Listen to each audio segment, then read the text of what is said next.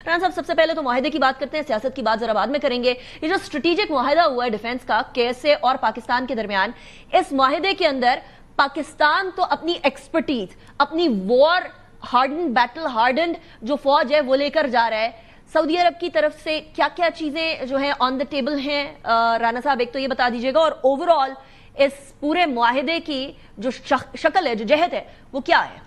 देखें, ये दो ऐसी कुव्वतों का, ऐसे ममालिक का आपस में एक बड़ा यूनिक मुआहिदा है जिसकी मिसाल कम ही मिलती है। बल्कि कोई बात जो हो रही है, जो तजिया नगार कोई एनालिसिस करके बता रहे हैं कि शायद नेटो या कोई एक मुआहिदा कोई जापान और अमेरिका के दरमियान है, इसके अलावा कोई इसकी मिसाल नहीं है।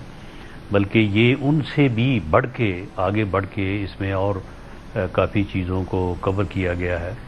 तो ये एक ऐसा मुआहिदा है जो कि एक तो ये है कि दोनों मुल्क जो हैं वो इस्लामी मुल्क हैं, मुस्लिम ममालिक हैं, और दूसरा ये है कि एक तरफ एक मिलिट्री माइट है, एक न्यूक्लियर पावर है।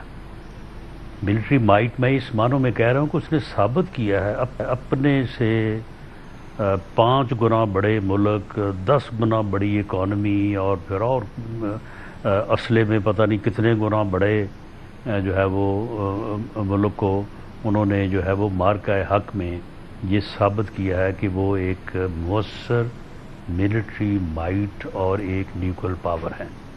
दूसरी तरफ दूसरा मुल्क जो है वो दुनिया में जो है वो एक बड़ी इकोनॉमिक पावर है, फाइनेंशियली मजबूत इकॉनमी, मजबूत मुल्क है। तो किसी भी जो है वो यानी पावर के लिए ये दो चीज़ें ही ज़रूरी होती हैं कि माइट भी हो और जो है वो सरमाया या इकॉनमी जो है वो भी हो। तो जब ये दोनों चीज़ें जो है वो इकट्ठी हो गई हैं तो इट्स वर्ल्ड सुपर पावर, और जो कि मुस्लिम है अल्हम्दुलिल्लाह। सुरान साहब जरा ये क्लैरिफाई कर दीजिएगा, ये आप बिल्कुल ठीक कह रहे हैं, सरमाया उधर से आ गया, जो कमी कुताही एक तरफ है, दूसरी तरफ है, एक तरफ एक चीज़ है, दूसरी तरफ दूसरी चीज़ है। तो जब वो दोनों चीज़ें मिल गई हैं, हाँ, तो फिर जो है वो जो एक वर्ल्ड सुपर पावर का जो एक कॉन्सेप्ट है वो मुकम्मल हो गया है।